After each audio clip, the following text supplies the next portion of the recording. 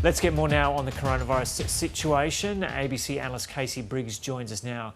Casey, g'day. The worst day for any jurisdiction in Australia in terms of numbers of new cases. Take us through what's happened in Victoria. Yeah, that's right, Joe, and it's really come out of the blue. It's quite a surprise, I think, after we'd seen a bit of a flattening and a bit of an improvement in the numbers in the last little while. I think I've got a bit of an issue with my touchscreen and it's a bit off-centre, but let's proceed. 2,297 new locally acquired cases today, so a really, really big spike on what we saw yesterday in the 1600s. We've seen a spike like this before where cases have gone up 50% in a single day. We saw that here, and on that day we saw that contact tracers were able pretty quickly to point to a cause of that, and what we are yet to hear from is the government today. So we really need to understand a bit more about whether they believe there's a reason, whether there's some sort of set of events or gatherings or whether there's a particular region of concern here. If I just show you the 7-day average briefly, it has, after a day where it kind of came down, it's really turned up again. 1,800 new locally acquired cases is what we're looking at. And what we're seeing regionally is in Melbourne, where obviously most of the cases are, we've seen some real improvement in the city of Hume, the LGA of Hume.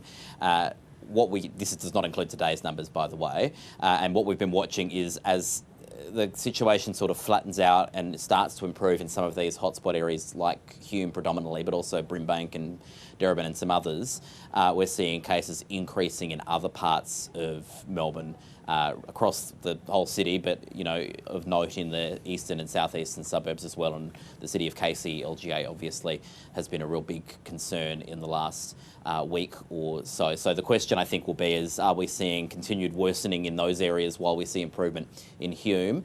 But still, this is a very big jump in one day. So is there another reason that we're seeing something big? Or is it just that kind of random chance and we're seeing some jitters as we hopefully continue to see some improvement, over time to this curve? I think there's a lot of questions, I think, for the Victorian government, and hopefully they have some of those answers for us, very shortly when they speak. Casey, as we'd been discussing this in the past couple of weeks, it was said that the higher vaccination rate for Victoria at this stage of its lockdown, at this stage of this current outbreak, would possibly mean that the curve would start happening pretty soon, and maybe could it be the case that we will see less deaths fewer deaths, in this Victorian outbreak compared to what happened in New South Wales because the vaccination rate is higher at this point? So let me show you the numbers of deaths, because we're seeing some quite high numbers, getting to the sorts of numbers that New South Wales peaked at and does look like is coming off the worst of at the moment. These are the cumulative number of deaths in the two outbreaks that we're looking at the moment. And I just want to say very clearly, the Victorian one, it really depends a bit on whether you count, what you count as the first day of the Victorian outbreak that we're looking at the moment. This chart, I've chosen day one of the 6th lockdown. You could pretty validly count the start of lockdown 5, and it doesn't really change a lot because there weren't many deaths in that lockdown 5 period, so it doesn't change the overall trajectory, it just shifts it to the left or the right. But you kind of look at where we're at now, and you've got 125 deaths in Victoria in this wave. In New South Wales, using that timeline, the lockdown 6 is the beginning of this outbreak. New South Wales is at about 80. It would be a bit higher than that, obviously, if you were taking an earlier date for Victoria. So the numbers of deaths in this Victorian wave have been a little bit higher probably than what we've seen in New South Wales. But I think we're also looking at significantly more cases at this point. No, that's not updated, so I can't show you that one. So it's a bit, when I last looked at the case fatality rate, which I don't have a chart of, but I looked at it kind of late last week, maybe earlier this week, and when you sort of look at how many people have died out of the cumulative number of cases from 3 weeks earlier, because we know there's a lag of a few weeks between cases and deaths, it looked like Victoria and New South Wales were sort of averaging out to pretty similar looking numbers on that measure. So I don't know that this wave so far is proving to be significantly less deadly than the one we're seeing in New South Wales still play out. But it is, and it is important to remember, it is much lower than what we saw last year without vaccines. It is much, much, much lower than that. So the vaccines are clearly working. I don't think we're seeing, the few weeks difference between the sort of beginning of the Victorian and the Sydney 2021 waves. There's a few weeks of vaccinations there, but I don't know that that's made a massive difference to the fatality rate, because it's a matter of, 5 to 10%, I think, is really what we're talking about here. And a lot of the highest priority people had already been vaccinated in both states. So not massive differences, I think, is the answer, but the seriousness of this wave is far less than it would have been without vaccines, no doubt, no question at all. And what's the situation in Victoria with hospitalisations and people in ICU? Still growing, and we'll expect them to still grow as these cases still continue to climb. In New South Wales, the peak of hospitalisation actually didn't come that long after the peak of cases. It's only about 4 or 5 days later that we started to then see that turn around. So I'm hoping we see a similar sort of trend, and I'm hoping we'll start to see some flattening a little bit in the hospitalisation numbers. We haven't had today's number, but we have been seeing some pretty big increases through the course of the last week in terms of the number of people in hospital. And because of that, we are probably going to continue to see increases in the numbers of people dying. We're hitting some of the double-digit numbers now every day, and I think that will continue for a little while to come. And Casey, just before you go, a quick look at New South Wales. So those case numbers still remaining relatively low, but everyone's expecting to see an increase in those New South Wales case numbers in the coming weeks.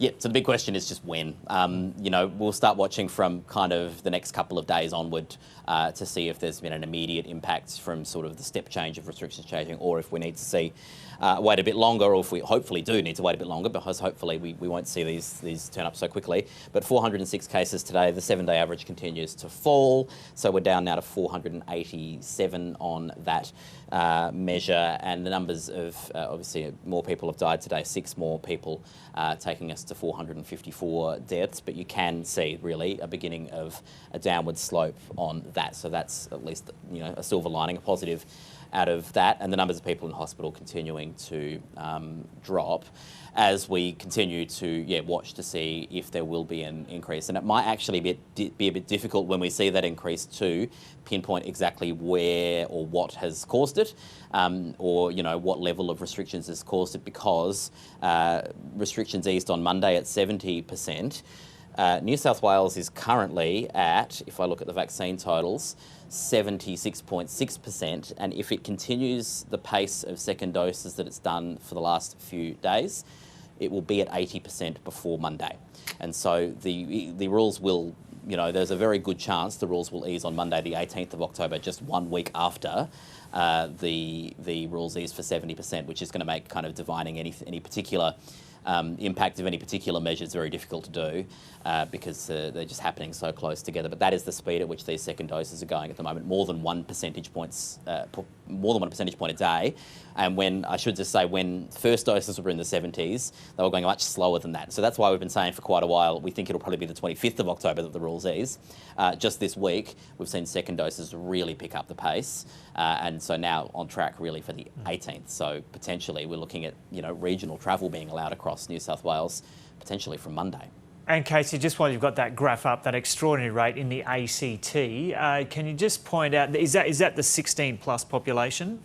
That's the 16 plus population. The 12 plus population is pretty similar now because they've got a very high 12 plus vaccination rate already on first doses. Now, I think the thing with the ACT is, because the ACT has got so high and it's a relatively small place, we're seeing the limitations of the vaccine data, not the actual vaccines going into arms, but the population estimates that we're using and also the address data that's being used to allocate people to regions.